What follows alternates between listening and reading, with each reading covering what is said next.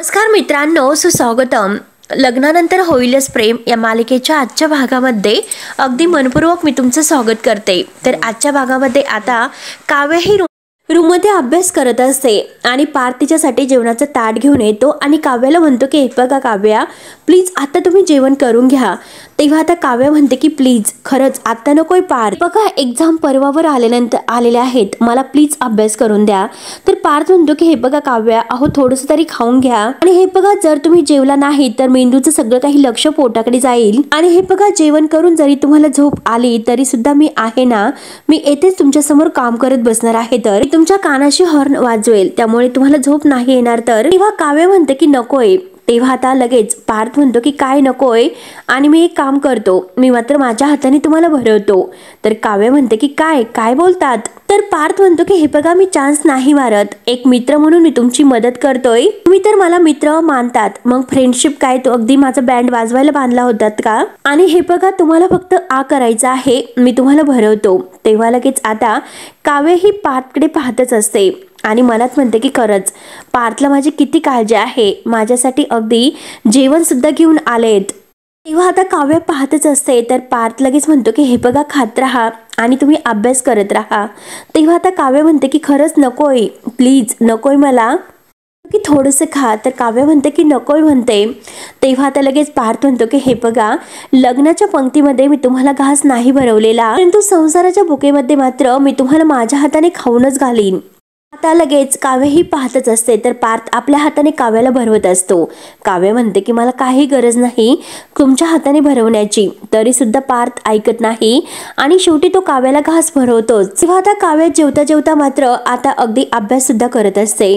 पार्थ एकटक तिच्याकडे पाहत असतो. त्यानंतर आता इकडे ऑफिसमध्ये आता नंदिनी सुद्धा जीवाला अगदी खायला देते आणि आता जीवाच्या अगदी तोंडाला भाताचा कण वगैरे लागलेला असतो. नंदिनी खूप खुणावण्याचा प्रयत्न करते परंतु जीवाला काही कळत नसतं. तर नंदिनी आपल्या हाताने जीवाच्या तोंडाला लागलेला तो भाताचा कण बाजूला करते आणि नंदिनीला खूप हसू येते आणि पुन्हा ती जीवाला जेवायचं सांगते. इकडे अगदी पार्थ अगदी प्रेमाने आता काव्याला जेवण भरवत असतो. काव्याला सुद्धा आता मागच्या वेळचे क्षण आठवतात आणि त्या काव्य ही स्वतःची हसते आणि जेव्हा आता पार्थ तिला अगदी जेवण भरवायला जातो तर लगेच आता ती पार्थच्या बोटाला थोडीशी डसल्यासारखं करते. तेव्हा आता काव्याला खूप हसू येते आणि पार्थ तिच्याकडे पाहतच असतो. त्याच्या बोटाला आता वेदना होतात पण तरी सुद्धा आता काव्य हसत आहे हे बघून तो आता आपल्या वेदना विसरतो आणि पुन्हा हसतो. काव्य आता उठते तर पार्थ उठून तिच्या मागे अगदी जाऊन तिला जेवण भरवत असतो आणि काव्य ही स्टडी करत असते आणि तो तिच्याकडे बघून आता खूप खुश होऊन हसतो. त्यानंतर आता इकडे आता जीवाचं जेवण वगैरे झाल्यानंतर नंदिनी आता जायला निघते. त्यावर तर नंदिनी आता जीवाला म्हणते की खरंच इतकी फॉर्मॅलिटीज कशाला करायला पाहिजे, मी काही तुम्हाला परकी आहे का. आणि हे बघा मिस्टर पसारेवाला, मी तुमच्यासाठी खास गोष्ट आणलेली आहे, तर देऊ का असे बोलून ते आपल्या पर्समधून आता बडीशेपची बरणी बाहेर काढते आणि देऊ का असं विचारते. तेव्हा जीवा खूपच खुश होतो आणि नंदिनीच्या हातातील आता बडीशेप आहे तर ती घेतो आणि नंदिनीला म्हणतो की खरंच किती छोट्या छोट्या गोष्टीची तू माझी काळजी घेतेस. तेव्हा आता नंदिनी म्हणते की हो घ्यायला तर पाहिजेलच आणि मी तुमची काळजी नाही घेणार तर कोण घेणार बरं. आणि हे बघा काळजी तर मी घेणारच, कारण तुम्ही सुद्धा माझ्या किती छोट्या छोट्या गोष्टींची काळजी घेतात, अगदी माझ्यासाठी तुम्ही अख्ख्या जगाच्या विरोधात जातात, माझा आनंद दिवस तुम्ही वाचवला. तेव्हा लगेच आता जीवा म्हणत असतो की आनंद निवास तर शेवटी मीच घालवला होता तर, आणि ती सगळ्यात मोठी चूक माझ्या आयुष्यामधील होतील आणि त्यापेक्षा सुद्धा मोठी चूक माझ्या आजीचा तो हार. मला आता सगळ्यात अगदी असं वाटतं की खरंच तो हार मी विकायला नको होता तर. तेव्हा आता नंदिनी विचारत पडतेस. तेव्हा लगेच आता जीवा तिला म्हणतो की काय कुठे हरवलीस. तेव्हा आता नंदिनी म्हणते की नाही. तेव्हा लगेच जीवा म्हणतो की चल बाबा वाट बघतील, मी जातो तर. तेव्हा जीवा आज जातो तर नंदिनी आता आपल्या स्वतःला म्हणते की मी तुम्हाला शब्द देते जीवा, अहो आपला गेलेला मान आणि आजींचा हार मी तुम्हाला परत मिळून दाखवेलच. तेव्हा आता रम्या हे सर्व ऐकते आणि मनात म्हणते की नंदिनी तुझा हा आनंद मी अगदी टिकून नाही देणार फार काळ, काही झाले तरी शेवटी तुझा हा जो काही आनंद आहे तर तो चिरडून मी टाकेलच। आणि तेवढ्यात मात्र आता रम्याच्या मोबाईलवर आता ह्या स्वातीची व्हॉइस नोट येते। तेव्हा आता रम्या पाहते आणि ती ऐकत असते की हे बघ अगं जेव्हा मी मागाशी आशाला विचारत होते तर नेमकं त्यावेळेस मात्र मानिनी तेथे येऊन उभी राहिली आणि खरं म्हणजे नशीब माझं की आमचं बोलणं मात्र तिने ऐकलं नाही तर। आणि हे बघ रम्या, त्या बाईचं नाव शोधण्यासाठी आपल्याला काहीतरी दुसरा मार्ग करावा लागेल तर। आता रम्या मात्र ती व्हॉइस नोट ऐकत असताना विक्रम मागून येतो। तेव्हा आता रम्याच्या लक्षात येते ती लगेच आता विक्रमला विचारते की मामा हे बघ, अरे तू कुठे बाहेर निघालास का? एका मीटिंगला निघालो आणि तू जरा ते लोगोचं काम कुठपर्यंत आलेलं आहे हे चेक करून बघ आणि जीवाला सुद्धा निरोप दे की मी जरा बाहेर जाऊन येतो। प्रेझेंटेशनचा जो काही पहिला ड्राफ्ट आहे तो तयार ठेव म्हणून। तेव्हा आता रम्या म्हणते की हो मी तर सांगते, परंतु त्याने तर माझं ऐकलं पाहिजे ना मामा। तेव्हा विक्रम म्हणतो की तेवढं काम तू कर। आणि तेवढ्यात मात्र आता एक मुलगी तेथे येते आणि विक्रमला म्हणते की यावर सह्या हव्या होत्या। तेव्हा आता विक्रम त्या फाईलवर सह्या करत असतो तर आता रम्या ही विक्रमला म्हणते की हे बघा मामा, मी तुला हेच सांगत होते की आपला तो लोगो आहे ना तो तयार झालेला आहे, तर मग मी टीमला सांगू का त्याचं मार्केटिंग सुरू करण्यासाठी? तेव्हा विक्रम विचारतो की झाला का तो? तेव्हा आता रम्या म्हणते की हो, आणि मला पाठवून दे आपले जे काही क्लायंट्स आहे, फ्रेंड्स आहे, नातेवाईक आहे, सगळ्यांना पाठवून दे। तेव्हा आता लगेच रम्या म्हणते की मामा हे बघा आपले जे काही कॉन्टॅक्ट आहे तर ते सर्वांना डिटेल्स नसणार, आणि हे बघ तुझं फ्रेंड सर्कल, काव्या नंदिनी यांचं फ्रेंड सर्कल, मी मामीचे सुद्धा सगळे काही फ्रेंड्स आहे ना तर ते सुद्धा आता माहिती नाही। आणि त्या दिवशी मात्र आपल्याकडे कोणीतरी तिची मैत्रीण आली होती बघ। आता रम्या मुद्दाम विक्रमकडून तिचं नाव अगदी काढून घेण्यासाठी हे प्लॅन तर करत असते। तेव्हा लगेच आता रम्या म्हणत असते की काय तिचं नाव ते? तर आता विक्रम लगेच म्हणून जातो काय ती सुनीता? आता रम्या म्हणते की दिवाळीच्या दिवशी ती आली होती का? तर विक्रम म्हणतो की हो ती सुनीताच आहे। तर रम्या विचारते की त्यांचं पूर्ण नाव काय आहे? तेव्हा लगेच आता विक्रम तिच्यावरच ओरडतो, तुला काय करायचं की तिच्या पूर्ण नाव विचारून? तेव्हा रम्या म्हणते की लोगो पाठवायला। तेव्हा आता विक्रम रागाने म्हणतो की तिला लोगो वगैरे पाठवण्याची काही गरज नाही, लोगो डेटामध्ये जितका अगदी डिटेल्स आहे तर त्यांनाच फक्त आता हा डेटा पाठवून दे। विक्रम बोलून तेथून निघून जातो। तर आता रम्याच्या लक्षात येते की नक्की तिचं नाव सुनीता होते, तर त्यामुळे आता तर चला त्या बाईचं नाव तर कळालं, मग आता ह्या काव्याची हिस्ट्री आहे ना तर ती फार काळ अगदी लपून नाही राहणार, तर म्हणून रम्या आता खुश होते। त्यानंतर आता नंदिनी घरी आलेली असते। तेव्हा आता मानिनी तिला विचारते की जीवा पोटभर जेवलास का ग? नंदिनी म्हणते की हो। तर मानिनी म्हणते की जेव्हापासून आता जीवा ऑफिसमध्ये जायला लागला तेव्हापासून आपलं घर असं अगदी उदास झालं ग, अगदी त्याला जास्तच ओरडले, कधी कधी अगदी मुलावर ओरडण्यावर आता बापाचा ताबच राहत नसतो। तेव्हा आता नंदिनी म्हणते की अहो आई, परंतु बापाचं मुलावरचं प्रेम कधीही कमी होत नसतं। तेव्हा आता मानिनी विचारते की म्हणजे काय? तेव्हा नंदिनी सांगायला सुरुवात करते की आई, जीवावर इतकं ओरडणारे बाबा तेथे मात्र पिओनना सांगत होते जीवांना काय हवं नको चहा पाणी अधूनमधून जा म्हणून, आणि पिओन काकांनी हळूच आले आणि नंतर मला सगळं काही सांगितले। तर तेव्हा आता अगदी मानिनी म्हणते की हो ना, खरं तर पुरुषांना एकमेकावरचं जे प्रेम आहे तर ते व्यक्तच करता येत नाही, आणि हे बघ आपण बायका कसं सगळं एकमेकांशी बोलून टाकतो तर तसं त्यांना नाही जमत। तेव्हा आता नंदिनीला अगदी वाईट वाटतं। नंदिनी लगेच आता मानिनीला म्हणते की आई खरंच सॉरी, कारण मी आनंद निवासचं तुम्हाला सांगायला हवं होतं। त्यावर आता लगेच मानिनी म्हणते की नाही ग ठीक आहे, जे झाले ते झाले, त्याचा विचार तू करू नकोस, आणि जे झाले ते आपण नाही बदलू शकत, आणि जे गेले ते परत सुद्धा आपण आणू शकत नाही। तर तेव्हा आता लगेच नंदिनी म्हणते की अहो पण आपण आशा कशाला सोडवायची? तेव्हा आता मानिनी विचारते की अगं नंदिनी तू कशाबद्दल विचारतेस? तेव्हा आता नंदिनी म्हणते आता आपल्या जीवानी जो काही आजींचा हार विकलेला आहे तर त्या हाराबद्दल बोलते। तेव्हा आता मानिनी म्हणते की अगं पण तो हार तर सराफांनी विकत घेतलेला आहे, मग तो परत कसा आणता येईल बरं? आणि त्यांच्याकडून सुद्धा आता तो परत कोणीतरी म्हणजे घेतलेला आहे।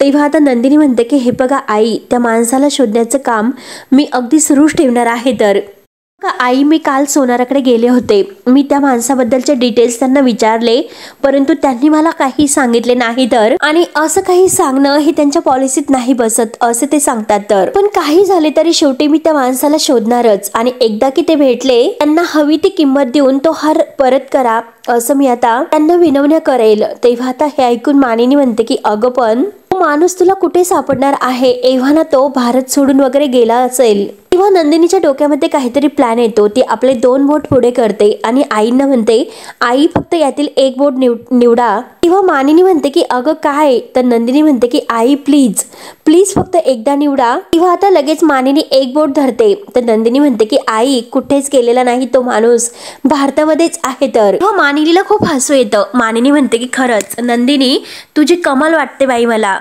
म्हणून मला आता अगदी कॉलेजचे दिवस आठवले। तू असं जे काही केलंस ना, तर तेव्हा मात्र आता मी विक्रम समोर 2 असे मुठी धरायचे।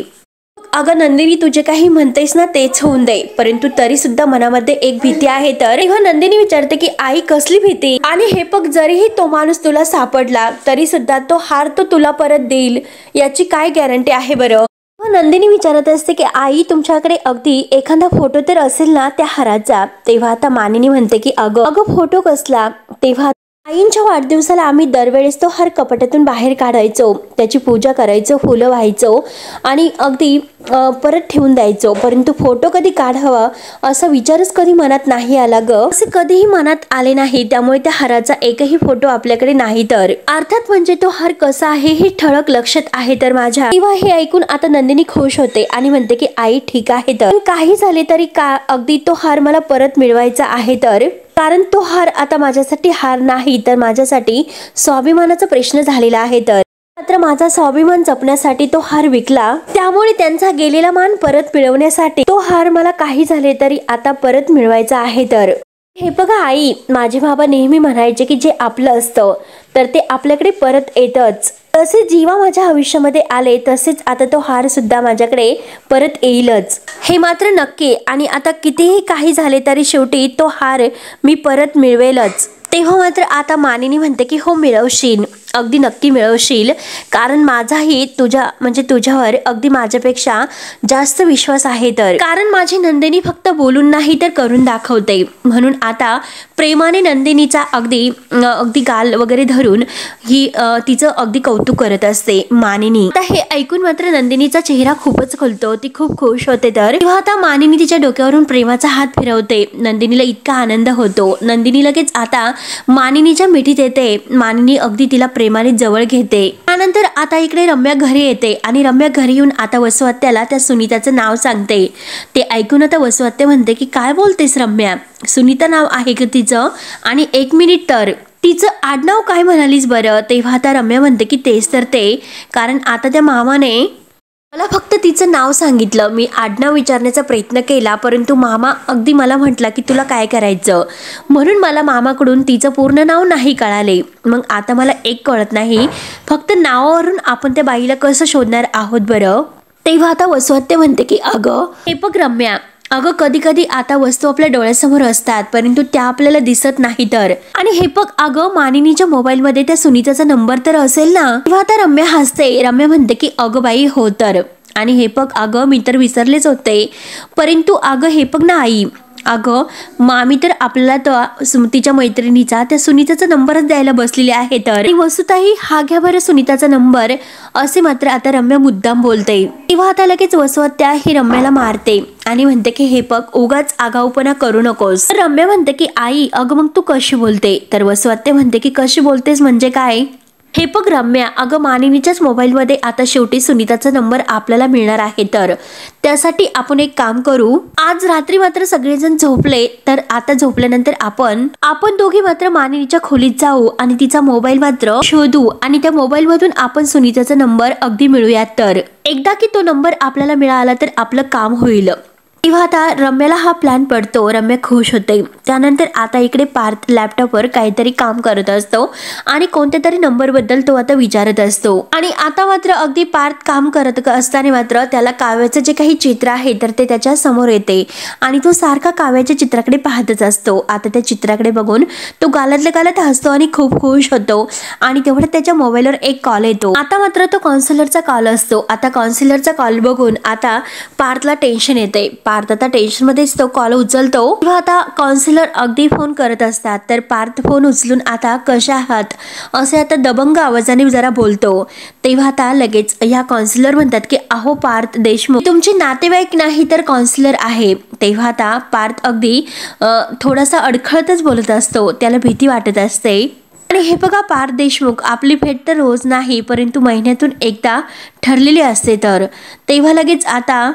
तेव्हा पार्थ लगेच विचारतो म्हणजे या महिन्यात तर आपण भेटलो नाहीच. तर यावर आता काउन्सिलर सांगतात की अहो मी तुम्हाला निरोप दिला होता परंतु तुम्ही नाही आले. तेव्हा आता पार्थला त्या क्षणाची आठवण होते की जेव्हा त्याला काव्य म्हटलेले असते 3 महिने झाले सुद्धा, कारण काउन्सिलरचा आता जो मेसेज आहे तर तो काव्य आणि पार्थ या दोघांनी सुद्धा वाचलेला असतो. आणि त्या दोघांमध्ये जे काही त्यावेळेस संभाषण झाले ते मात्र आता पार्थला आठवते. आणि ते त्याला म्हटलेले असते की अहो आपल्याला काउन्सिलरने भेटायला बोलावलेलं आहे तर आणि आपल्याला भेटावं तर लागेलच. आणि तेव्हा पार्थच्या ही सगळ्यात लक्षात आल्यानंतर तो काउन्सिलरला म्हणतो की हो आठवले तर. आणि त्याचं काय झालं माहिती आहे का, तर काउन्सिलर विचारतात की काय डिव्होर्स घ्यायचा आहे का तुम्हाला. तेव्हा आता पार्थ त्यांना विचारतो की म्हणजे मॅडम हे बघा माझ्यापेक्षा जास्त काही तुम्हालाच झालेली दिसते. तर आणि तसं काय आहे की काव्याची परीक्षा ही तोंडावर आलेली आहे त्यामुळे नाही जमले तर एकदा की परीक्षा झाली की आपण भेटूया. तेव्हा आता काव्या पारच्या मागे आलेली असते आणि ती हे बोलणं ऐकत असते. तर आता काउन्सिलर म्हणतात की वा म्हणजे अरे वा काव्याच्या भविष्याची खूप काळजी आहे. तर तेव्हा लगेच आता पार्थ म्हणतो की हो कारण मला अगदी त्यांची खूप काळजी आहे. त्यांना कलेक्टर झालेलं मॅडम मला त्यांना बघायचं आहे. तर काव्य आता अगदी पार्थच्या मागून येते आणि पार्थचं हे सर्व बोलणं ते ऐकत असते आणि त्यासाठीच हे सर्व चालू आहे. तर एक वेळ मात्र आमच्या नात्याचं भविष्य नाही ठरलं तरी सुद्धा चालेल परंतु त्यांच्या आईचं भविष्य मात्र लखलखलंच पाहिजे. तेव्हा आता हे ऐकून काउन्सिलर सुद्धा खुश होतात. तर काव्या तिच्या डोळ्यामध्ये पाणी येतं. पार्थ आपली खरंच किती काळजी घेतात आणि अगदी डोळ्यामध्ये आनंद अश्रू येऊन ती हसते सुद्धा. आता लगेच काउन्सिलर खुश म्हणतात की तुमच्या नात्याचं आणि त्यांच्या आईचं दोन्ही सुद्धा भविष्य एकदम उज्ज्वल आहे. तर हे बघा अहो इतकी कपल्स मी बघितलेली आहेत त्यावरून मी तुम्हाला सांगते की तुमचा डिव्होर्स नाही होणार. तर लिहून घ्या हरकत नाही. ते ऐकून आता पार्थ खूपच खुश होतो आणि काव्याची परीक्षा झाल्यानंतर तुम्ही मला कळवा. तर तेव्हा आता पार्थ म्हणतो की कळवतो आणि तो आता फोन ठेवतो. तर काव्य आता हे सर्व बोलणं ऐकत असते. आता पार्थने फोन ठेवल्यानंतर तो मागे वळून बघतो तर काव्याकडे तो आता पाहतच असतो आणि काव्य ही पार्थकडे. आता काव्य ही अगदी ते टेबलवर ठेवलेलं तिचं ते चित्र सुद्धा पाहते आणि पार्थला विचारते की कुणाशी बोलत होतात. तेव्हा लगेच आता पार्थ मुद्दा म्हणतो की तुमच्या सौतेशी बोलत होतो आणि पुन्हा आता मनात म्हणतो की म्हणजे परत काव्याच्या तोंडावर म्हणतो येथे एकच झेपत नाही तर दुसरी कुठून करू. तेव्हा लगेच काव्य म्हणते की काय बोलतात देशमुख मी तुम्हाला इतका त्रास देते का हो. तेव्हा आता लगेच पार्थ म्हणतो की हे तुम्ही विचारतात की सांगतात. तेव्हा आता काव्य पुन्हा म्हणते की मी तरी कुणाशी बोलते कारण बोलण्यामध्ये तुमचा हात कोण धरू शकेल बरं आणि जाऊन द्या मला तुमच्याशी नाही बोलायचं असे बोलून आता काव्य बाहेर जायला निघते. तर पार्थ पुन्हा काव्याला थांबवतो. तेव्हा आता काव्य विचारते की काय आहे आता. तेव्हा आता पार्थ काव्यासमोर येतो आणि म्हणतो की काउन्सिलर मॅडमचा फोन होता. ते ऐकून आता काव्याला धक्का बसतो. अगदी धक्क्यानेच आता काव्य विचारते की त्या काय म्हणाल्यात. त्यावर पार्थ म्हणतो की त्यांच्याकडे दुसरा काय विषय असणार आहे बरं. त्या आपल्याला भेटायला बोलवत होत्या परंतु आता डोंट वरी मी त्यांना सांगितलेलं आहे कारण आपण त्यांना आत्ता नाही भेटू शकत नंतर भेटूयात. लगेच आता काव्य म्हणते की नाही हो एक मिनिट का आता आपण त्यांना का भेटू शकत नाही आणि तुम्ही त्यांना असं काय सांगितलं. तर पार्थ म्हणतो की हे बघा अहो असं का सांगितलं म्हणजे आत्ता तुमचे पेपर म्हणजे अगदी जवळ आलेले आहेत परीक्षा आणि तुम्हाला आता अभ्यास करण्याची खूप गरज आहे. तर तेव्हा काव्य म्हणते की तसे नाही देशमुख हे बघा कोर्टाचे सुद्धा काही नियम आहेत. हे बघा आपला डिव्होर्स फाईल झालेला आहे त्यामुळे ऑलरेडी आपल्याला असे नियम नाही मोडता येणार. तर आता पार्थ म्हणतो की हे बघा जर नियमात हे सर्व अडकत असते तर मात्र त्यांनी तसे सांगितले सुद्धा असते. आपण त्यांना अगदी तुमचे पेपर झाल्यानंतर भेटायला जाऊयात ना नक्की. त्यावर आता लगेच काव्य म्हणते की एक मिनिट त्यांनी तसं काही सांगितलं नाही की तुम्ही त्यांना तसं काही विचारलं नाही.